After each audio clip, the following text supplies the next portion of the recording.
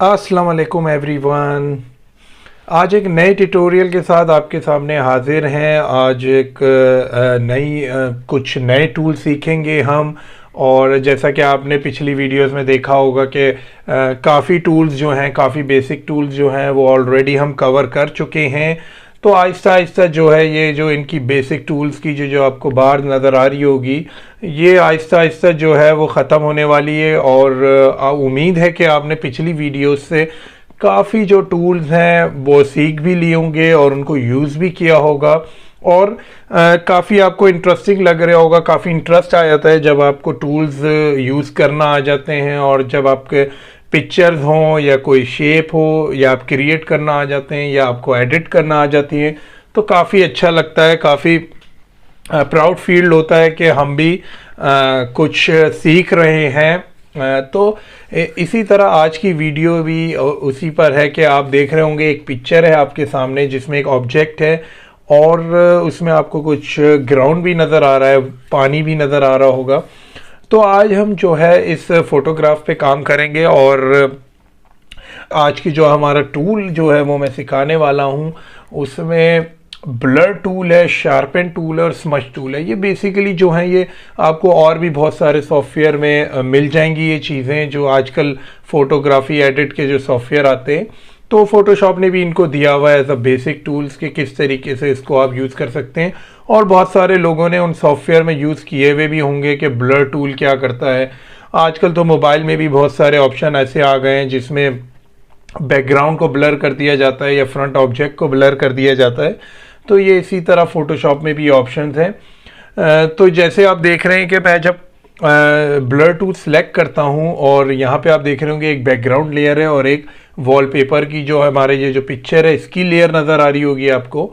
और आप देखें जैसे ही मैं माउस लेकर आता हूं तो इस पर एक कट का निशान आ रहा है।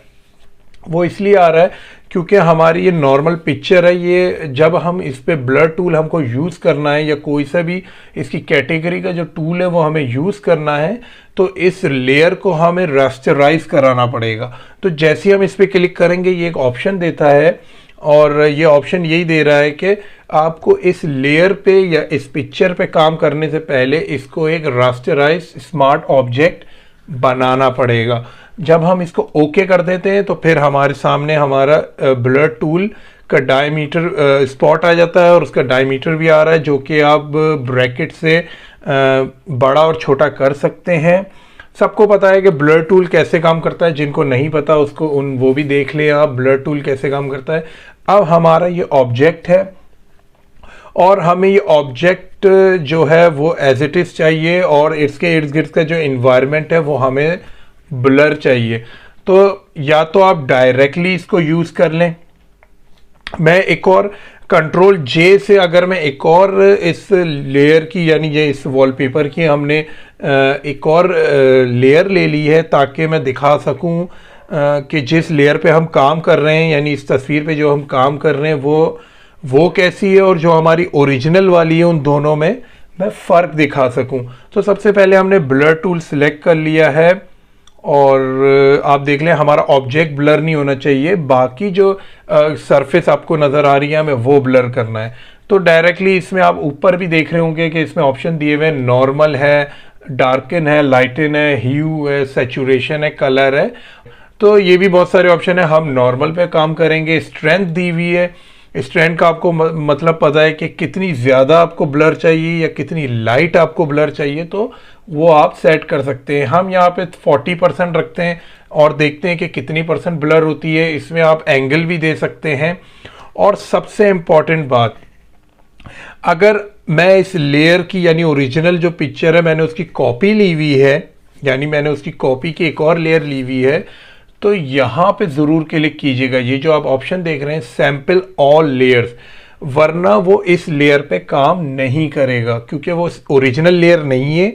यानी ओरिजिनल पिक्चर तो हमारी अलग लेयर पे है और हमने उसकी भी एक कॉपी ली है। तो अगर आप चाहते हैं कि कॉपी पे काम हो सके तो आप करेंगे सैम्पल ऑल लेयर्स पे चेक लगा देंगे आप, फिर आप जो है वो काम करेंगे तो ओरिजिनल आपकी एज इट इज सेफ रहेगी और जो हमने उसकी कॉपी ली है उस पे हम काम करने वाले हैं। तो ब्लर टूल हमने सिलेक्ट कर लिया है और हम इसको यूज़ करना शुरू हो जाएंगे और आप देखेंगे कि सरफेस जो है वो ब्लर हो रही है। हमने ऑब्जेक्ट को ब्लर नहीं करना है, हमें इर्द गिर्द की जितनी भी सरफेस है उसको ब्लर करना है। तो हमने इसको यूज़ कर लिया है इर्द गिर्द की सरफेस पे और अब देखिए मैं आपको फ़र्क दिखाता हूँ कि ये ओरिजिनल थी हमारी और ये देखें, आपको खुद वाज़े फ़र्क नज़र आ जाएगा कि ओरिजिनल और जिस पे हमने काम किया है उसमें ब्लर आ गया होगा। तो इसी तरह किसी भी पिक्चर में ये ब्लर टूल जो है ये यूज़ कर सकते हैं। सिर्फ ब्लर करने के लिए होता है, कोई ऑब्जेक्ट आपको ज़्यादा वाज़े दिखाना है तो आप इर्द गिर्द के एनवायरनमेंट को जो है वो ब्लर कर सकते हैं। और इसका मैं एक और आसान तरीका भी बता देता हूँ। अगर सरफेस को ब्लर करना है और किसी ऑब्जेक्ट को वाज़े रखना है, हमने ऑब्जेक्ट सिलेक्शन टूल पढ़ा था। अब अगर हम ऑब्जेक्ट सिलेक्शन टूल से ऑब्जेक्ट को सिलेक्ट कर देते हैं और यहाँ से देखें, हम अगर इसको थोड़ा सा माइनस कर दें, माइनस का मैंने बताया था ऑल्ट से जो है ये माइनस हो जाता है। और इससे भी बेहतर टूल है, अगर हम लेसो से माइनस कर दें इसको तो हमें सिर्फ राउंड बनाना पड़ेगा और ये माइनस हो जाएगा। और प्लस करने के लिए हमें एक और राउंड बनाना पड़ेगा और ये प्लस हो जाएगा।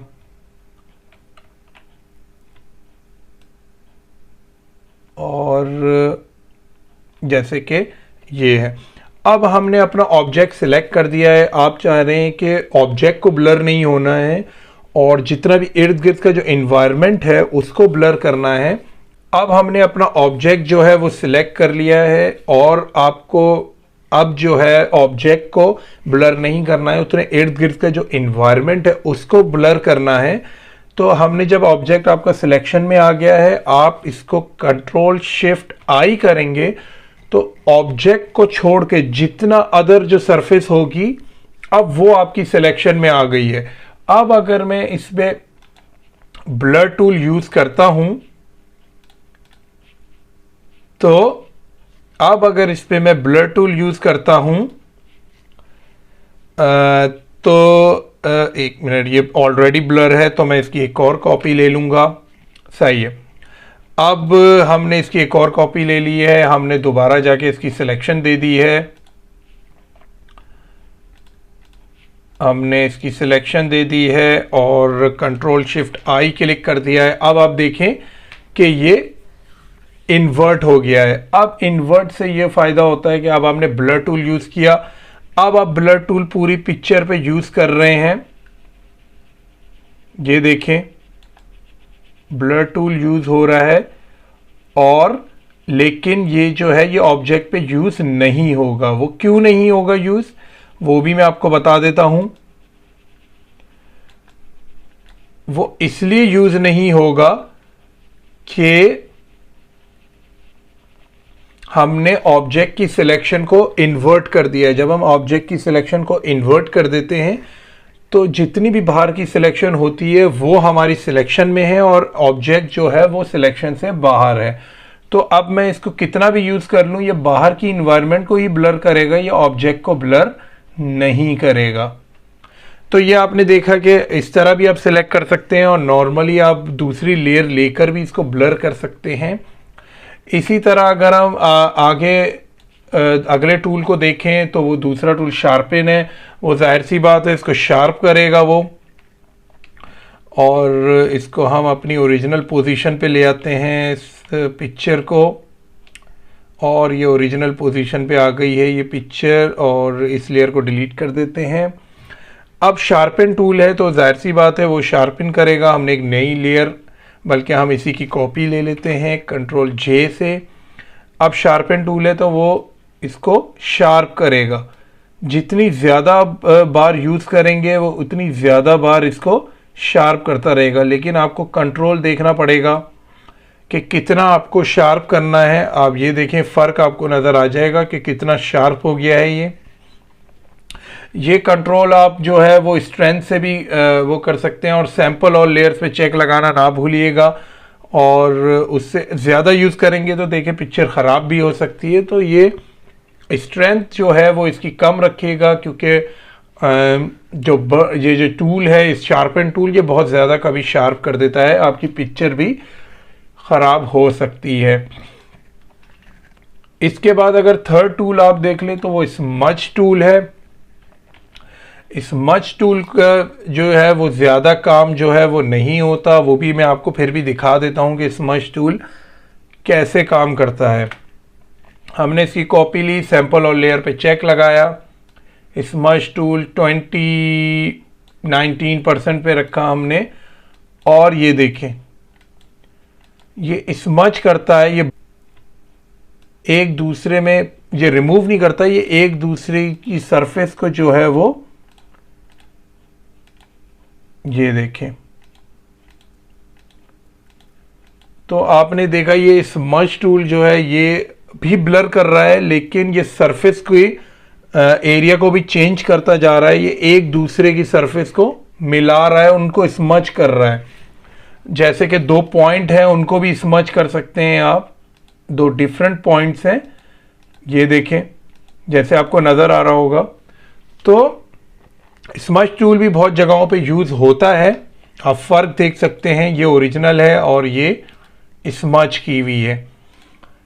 तो स्मज टूल भी आप बहुत जगहों पे यूज़ कर सकते हैं। मोस्टली ये होता है कि जहाँ पे आपको बैकग्राउंड में अगर कोई व्यू है, कोई लॉन्ग शॉट लिया हुआ है और सरफेस से उसको मैच कराना है, तो स्मज टूल लाइट्स आप यूज़ कर सकते हैं जहाँ पे वो मैच कराना होगा आपको बैकग्राउंड की सरफेस से और उसके बैकग्राउंड के टॉप व्यू से। तो ये कि स्मज टूल भी काम आपने देख लिया कि किस तरीके से काम करता है।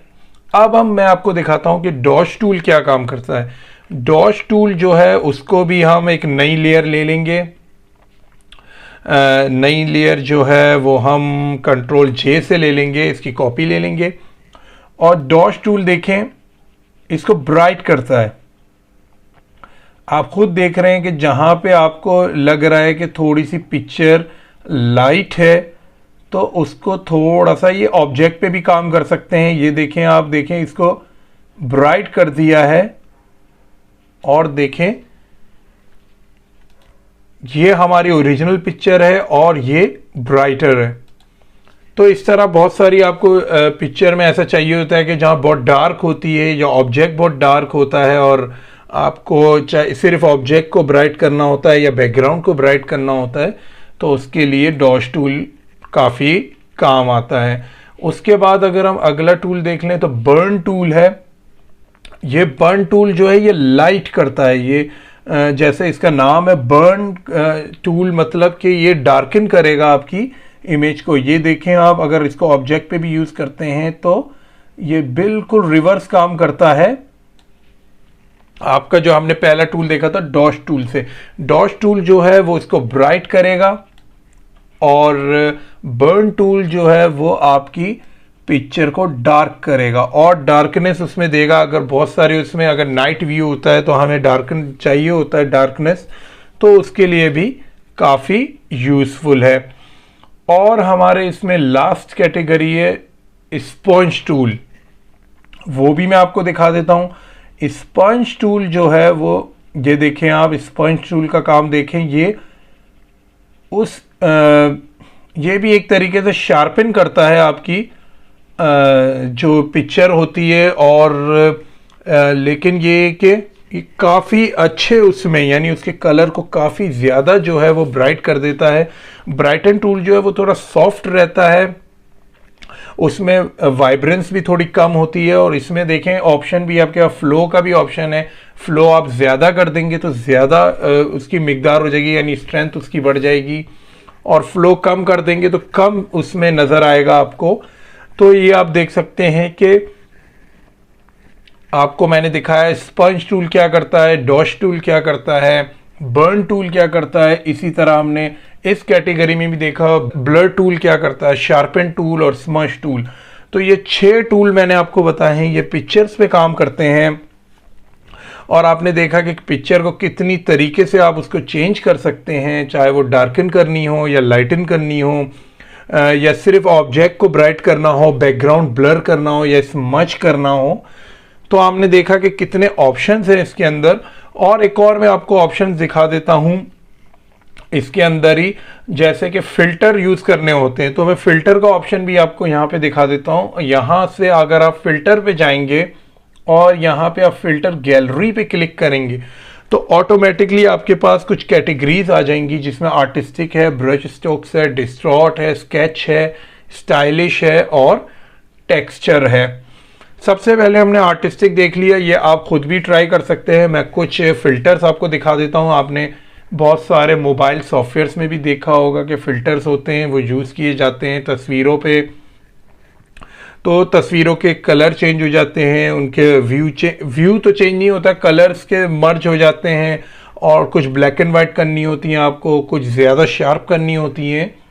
तो इसी तरह इसमें भी कुछ डिफ़ॉल्ट फ़िल्टर्स दिए हुए हैं फ़ोटोशॉप ने, जो कि आप खुद उसको यूज़ करके आप देख सकते हैं पिक्चर्स पे कि क्या उसका रिज़ल्ट आता है, क्या आपको ज़रूरत है। अगर इसमें से कोई चीज़, कोई पिक्चर आपको या कोई फ़िल्टर आपको ज़रूरी हो यूज़ करना हो, ब्लर करने के लिए, डार्कन करने के लिए, तो आप इनको फ़िल्टर्स, इसके फ़िल्टर्स बिल्ट इन हैं, ये इसमें ऑलरेडी मौजूद होते हैं, जैसे कि कुछ ब्लैक एंड वाइट भी हैं। और यहाँ से इसकी डिटेल्स भी आ रही हैं, आप इसको डिटेल्स को कम ज़्यादा कर सकते हैं, स्मूथनेस आप इसकी कंट्रोल कर सकते हैं। तो हर फिल्टर का अलग ऑप्शन है, अलग उसकी प्रॉपर्टीज़ है, जो आप उसकी वैल्यू से कंट्रोल कर सकते हैं। तो आपने देखा कि मैंने आपको पिक्चर्स पे कितने सारे टूल्स बताए, और मैंने आपको फ़िल्टर्स भी लगाना सिखाया कि इसके जो अपने फ़ोटोशॉप के जो फ़िल्टर्स हैं वो किस तरह पिक्चर पे अप्लाई कर सकते हैं। तो ये आप इसको ट्राई कीजिएगा, बहुत सारे फ़िल्टर्स हैं आपके पास, पिक्चर्स कोई सी भी आप इसको कॉल करके उस पर फ़िल्टर्स लगा के आप देख सकते हैं कौन से फ़िल्टर का क्या रिज़ल्ट होता है। तो आज के लिए इतना ही। नेक्स्ट वीडियो में कुछ और टूल्स और कुछ नई इंटरेस्टिंग चीज़ों के साथ आपके सामने हाजिर होंगे। तब तक के लिए अल्लाह हाफिज़।